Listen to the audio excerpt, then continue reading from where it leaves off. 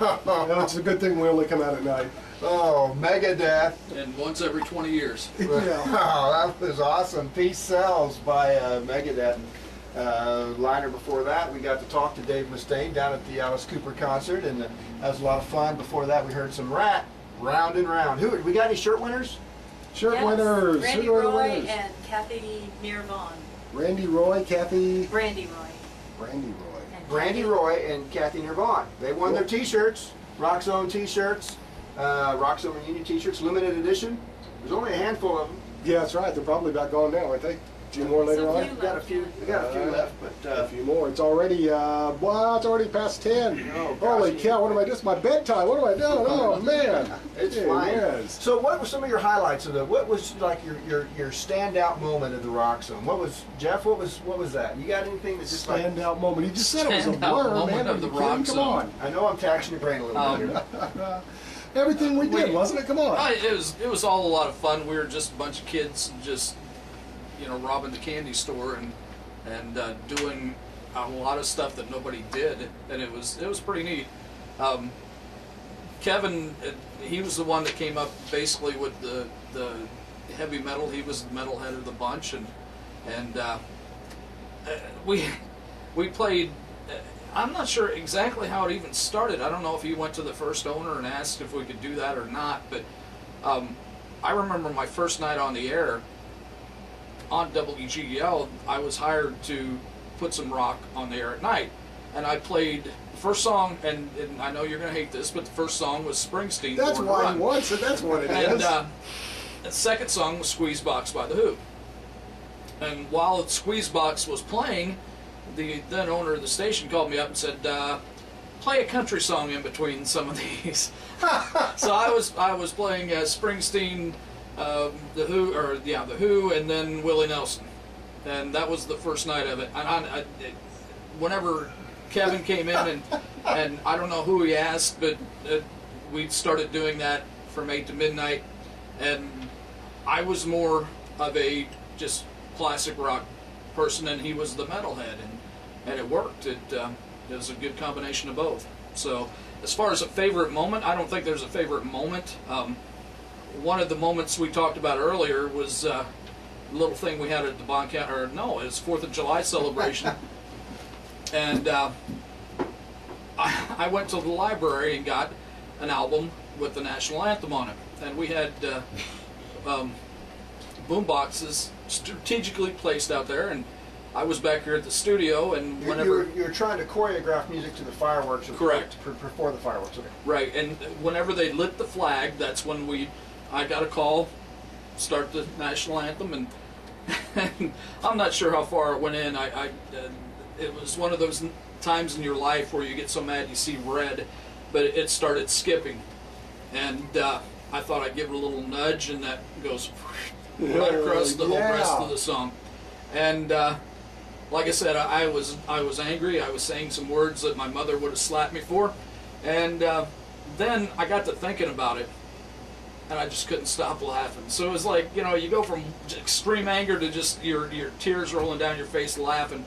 That's the way the old days, that's the way 25 years ago, that's the way it was done. I was in the early stages of WGEL, and stuff like that happened. And I was going to say another word like that happened. Giving it a nudge was something you did on the turntable. Exactly. If it it gets started, stuck. Or you put pennies on top of it.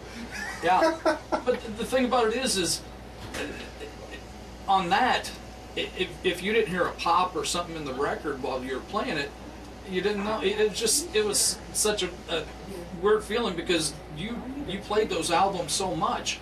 It's like pop, scratch, and until CDs came along, you were going to have that.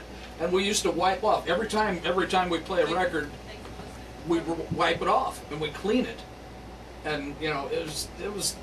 You're right. I forgot that. Yeah, Yeah. exactly. Yeah, you did. You had everything wiped off. You had 2 turntables where you Right. always had the next one queued up. Right. And then, like we were talking about earlier, where you had to backtrack to get it queued up. Like a quarter turn. yeah. Exactly. And then there were some songs on Barracuda by Heart. That song ended so quickly, and the next song started so quickly. You had like that, to pot that down because you were going to get the next song, the start of the next song. And you know they did it on purpose like that, just because if you'd forget, they'd play 2 songs in a row. Right. And it's just, after the first, you play Barracuda, and you aren't used to that, you're playing 5 seconds into the next song, and you're potting it down, and you're sounding really bad, but that's just the way it was back in 1985. So it was I remember strange days. One of the times you guys on one of your 9:30 debuts, and I was this young guy trying to be a metalhead, and I wasn't real familiar with a lot of the metal bands early on. I really became a big fan as I got into it. But a lot of these bands, Metal Church, Metallica, things like that, were unfamiliar to me. And you scheduled a 9:30 debut by Yngwie Malmsteen. Huh. Yeah. And I butchered it. It's like yin yang yum ya. And thank goodness for our dedicated Rock Zone listeners. Somebody called in and said, Randy, that's Yngwie Malmsteen. So, and I've got that on tape somewhere where I just butchered his name. But how about you, Mike? Any memorable? Well, it was all fun. Like Jeff said, we had a blast doing it, because I was working part-time at another radio station and came here working part-time here whenever I started, and then started working on the Rock Zone. And a lot of you guys, Kevin had moved on by then, and Smooth had moved on by then. Jeff was here still programming music. And, I came in and did the first night with Mike G, from the Land of Steel, and started going from there. And it was just a blast. I mean, we were just having fun. I mean, that was in my early days of radio getting started, and where we were all just kind of first starting out in radio. My son Ryan, he asked me tonight, he goes, Dad, what was so big about being at music in the 80s? What was so big about that? And I said, we know I had a Rock Zone code, identical to Jeff's. And if I wore that out in public, that was the closest I'll ever come to being a celebrity. I could go into a party down in Keysport or Carlisle or whatever and not know anybody, and they're coming up to you and saying, "Hey, Rock Zone!" and it's blaring at parties, and it was a blast. And I think probably the most fun really was getting the listeners and making that contact with your listeners, because they were out there having fun, enjoying life. You were providing the entertainment for the guys. I mean, it's just like the Strike Force guys, man. I mean, you're out there, you're providing entertainment and fun.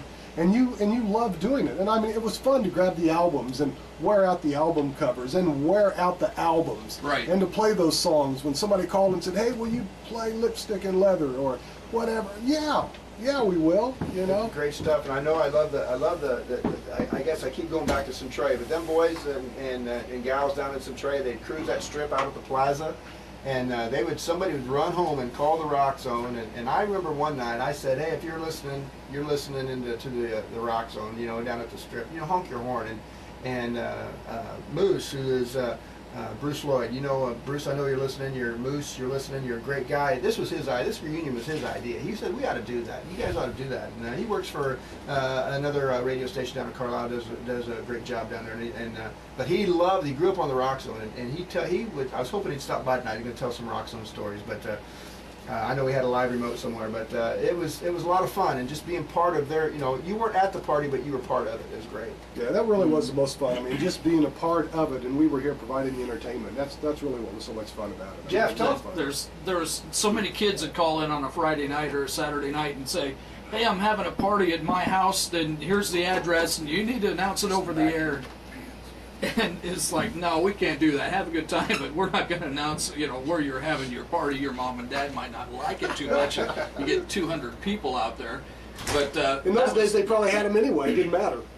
I love putting people on the air live too. Not live, but I'd record them in the back and then I'd put them on there. What do you want for Christmas? Stuff like that. What was the number one requested slow song? Man, I don't know. I didn't play many slow songs. I don't know. It'd have to almost Motley Crue, the ballad they put out with. No, I think it in my mind is Nazareth, Love Hurts. Okay. I got that a lot, and April Wine, just between you and me. Yeah, Yeah. All the romantic metalheads out there had to listen to their April Wine. Goes back to the same thing. Rock and metal, love your guitar, love your woman. That's what all this music was, man. It really was, man. It was good stuff. Speaking of love your guitar, Jeff, our next bit here, we got Rotten Rod coming up. Tell us a little bit about how his relationship started with the Rock Zone. Man, you know what? I mean, he was rocking from Coffeen way back when, and we used to hang out and do all that because I knew Denny from way back when, growing up in Coffeen, and how he hooked up over here. I know him and Fisher and I think Smooth got together. Okay. I got with the picture I think that we've got on Facebook now, and he came over here and was probably the first, maybe the first interview that that the guys did over here at the radio station. I would say. I think. I'm not sure. I knew early on that he was around whenever I was on the Rockzone. Then I became program director, and I wasn't around at night as much. I listened, but I wasn't around to meet him. I met him a couple times, but I knew he came up here whenever you were up here because you're both from that area. But I never met him. He was a dandy. I never, you never met him. You never had a chance to meet him? Well, he's going to retire in a little while, so maybe we'll come I over. bet I interviewed him 50 times, but I never met him. All right, well, Mike G had a chance to catch up with Rotten Rod from Nightmare 2, and they did this little interview, and then we're going to play a little Nightmare 2 music. Enjoy it here.